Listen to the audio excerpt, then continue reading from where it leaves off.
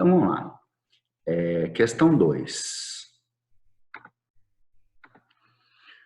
O gráfico adiante mostra como varia a velocidade de um móvel em função do tempo durante parte do seu movimento. Então, é uma questão que é simplesmente para interpretar este gráfico nosso aqui de velocidade por tempo. Então, toda a informação da questão está dentro desse gráfico, tá? Então, independente do que vai pedir depois, a gente vai dar uma trabalhada e uma analisada neste gráfico aqui, tá? Eu disse para vocês que antes de vocês começarem a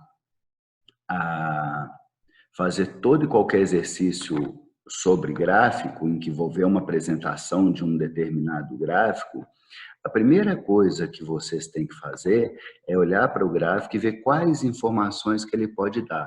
Quais informações aonde? No eixo Y, no eixo X, na inclinação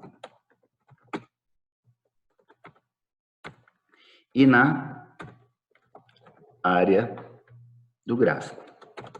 Ok? Beleza? Então, se a gente parar para pensar aqui, ó, deixa eu colocar no cantinho aqui, o eixo Y, ele vai estar tratando basicamente com a gente da velocidade.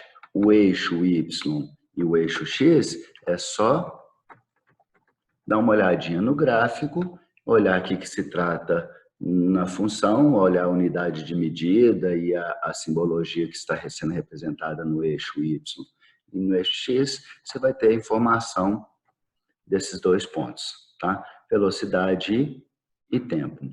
Lembrem que inclinação, ela sempre vai ser uma relação de Y sobre X. Nunca esqueçam isso. E se eu quero saber qual informação que essa inclinação vai me dar, eu pego a unidade de medida do eixo Y e divido pela unidade de medida do eixo X. Então, se eu pegar metros por segundo ao quadrado e dividir,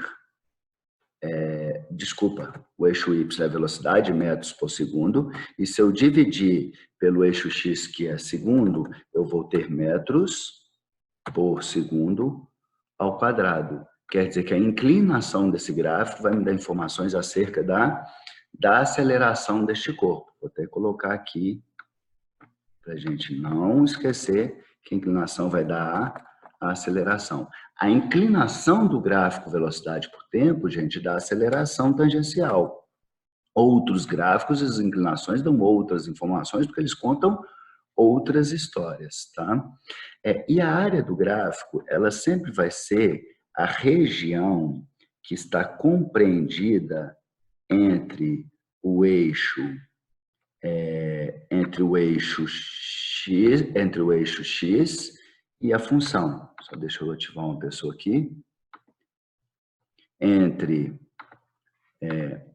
o eixo X e a função. Então, a área de um gráfico aqui seria nada mais, nada menos que esta região triangular. Ok? Então, a área de um gráfico, se eu quero saber as informações dessa área, se é uma relação de área, ela sempre vai ser o produto obtido a partir do produto de X vezes Y. X vezes Y, basta a gente pegar a unidade de medida de X, que é segundos, e multiplicar pela unidade de medida de Y, né? E a ordem dos fatores não altera o produto aí, metros por segundo, eu vou obter metro, que é a unidade de medida de distância. Então, as informações, elas vão girar aqui em torno dessa relação. Eixo Y, velocidade, eixo X, tempo, inclinação, a aceleração, e a área do gráfico vai ser a distância. Com isso, o que eu posso afirmar? Primeiro, no tempo zero do corpo, a velocidade desse corpo ela era diferente de zero, ela era maior que zero. Então, esse corpo, a análise dele já iniciou com o corpo tendo um movimento para uma certa direção. Eu vou até imaginar aqui que ele está movimentando para a direita. Um movimento qualquer, ok?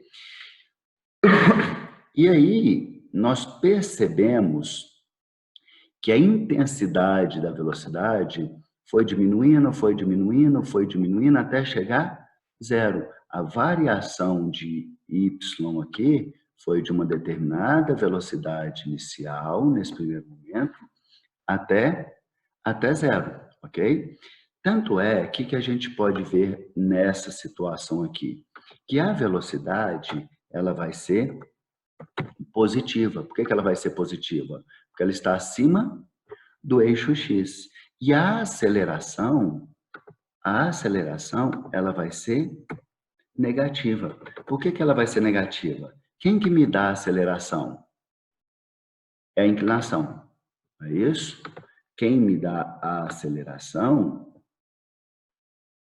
é a inclinação. Se a inclinação é decrescente, quer dizer que a aceleração é decrescente. O que mostra para a gente que se a aceleração é positiva e a velocidade é negativa, não que bagunça, a velocidade é negativa, eles vão estar atuando em sentidos opostos, ok? O que faz com que esse primeiro trecho desse movimento aqui seja um movimento uniformemente variado, retardado. Por que eu falei uniformemente variado? Porque ele tem aceleração e essa tangencial, e essa aceleração ela é constante. Como é que eu sei que a aceleração é constante? Ela tem uma inclinação constante, ok? Se a questão desse condição de calcular a distância que esse cara percorreu, eu teria que ter calculado a área deste triângulo que eu coloquei aqui de verde e agora estou preenchendo de vermelho. Então, quer dizer que ele percorreu uma distância só nesse primeiro trecho. Depois que a velocidade atingiu um valor igual a zero, ela permaneceu, lá, ela foi diminuindo, diminuindo, diminuindo até chegar a um valor igual a zero e depois ela permaneceu igual a zero ao longo do tempo. O y permaneceu igual a zero, a velocidade permaneceu igual a zero. Então, é uma situação que teve dois instantes de análise de movimento. No primeiro instante, o corpo estava num movimento uniformemente variado, retardado, e depois ele permaneceu em repouso. Diminuiu a velocidade até parar e depois permaneceu em repouso por um certo intervalo de tempo. Tá? Simplesmente isso que esse gráfico nos deu de informação.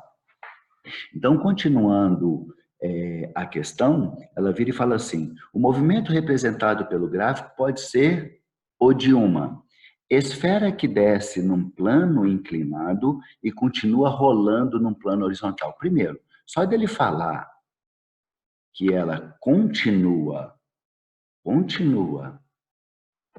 rolando num plano horizontal, está afirmando que o segundo trecho do movimento não é repouso, que ela continua movimentando. E não é verdade. E outro detalhe, se uma esfera desce um plano inclinado, a tendência do movimento dessa esfera é um movimento acelerado e não um movimento retardado, ok? Então, essa alternativa A não poderia ser de jeito nenhum. Letra B. Uma criança deslizando num escorregador de um parque infantil. A mesma coisa, né? Ele escorrega, chega lá embaixo e para. Mas o fato dele estar deslizando aqui, inclusive ele, quando vai deslizar, ele parte do repouso e não de uma velocidade diferente de zero, né? Então, esse caso aqui não pode ser, porque a criança parte do repouso e ainda vai ganhando velocidade ao longo do tempo. Quando uma fruta cai de uma árvore, o movimento que ela tem é acelerado, não pode ser. A composição de um motor que se aproxima de uma estação e para. Quando uma composição está aproximando de uma estação, o que ela tem que fazer? Reduzir a velocidade até chegar na estação. Quando chega na estação, ela para. Então, essa alternativa é a única alternativa que dá uma condição em que primeiro o corpo vai estar no movimento retardado e depois ele vai entrar numa condição de repouso. Resposta, letra D.